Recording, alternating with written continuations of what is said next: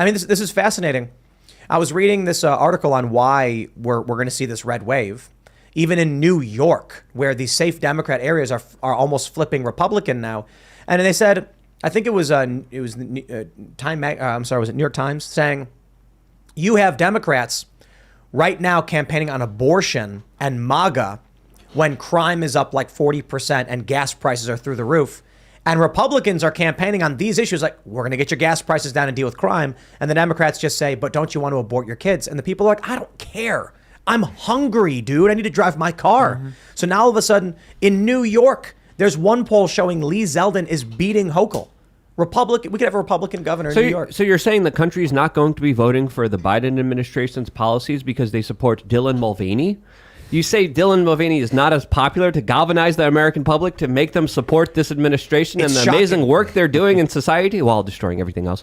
Again, it's absolutely crazy what's happening here. And another aspect that we should really try to understand here is that the gas prices right now, the diesel prices right now are at a price with the government doing a lot of things behind the scenes, artificially trying to keep those prices down. Just a couple of weeks ago, Biden went to Saudi Arabia and literally begged the empire to produce more oil up until the midterm elections. Saudi Arabia said, nope, we're not going to be doing that. We're actually going to tell everyone your plan and screw you over, as you're pushing for, of course, a green revolution that will essentially screw over Saudi Arabia in the long term. But again, what else is the government doing right now to keep these prices low?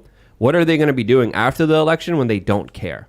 That's going to be another big impact factor here when it comes to the price of gas and diesel going up. I got to say, we're 1 week away from the actual midterm election day. Votes are already coming in.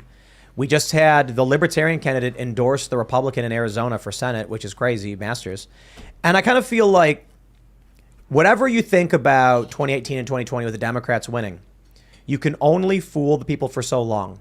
When you try to crank up gas prices, take away energy production, generally make things worse because you have some weird cult ideology about the world ending, eventually a regular person says, I'm done. I don't care. I just want cheap gas. So they can do whatever they want. They can say whatever they want. They can play whatever dirty games. They can riot. They can scream. And eventually someone just says, I can't pay gas. I'm voting for the other guy. We'll see.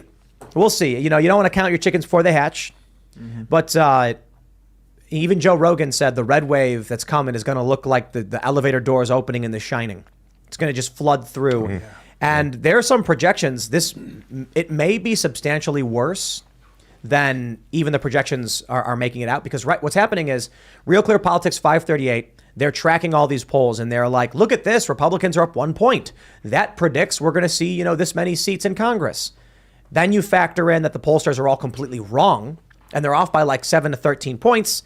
And there's some scenarios 538 is presented where Republicans can have like 260 seats in the House. Just absolutely chaotic. 56 seats in the Senate.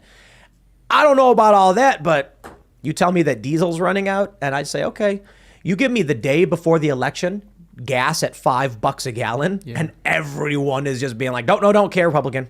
Just whoever is not in charge right now.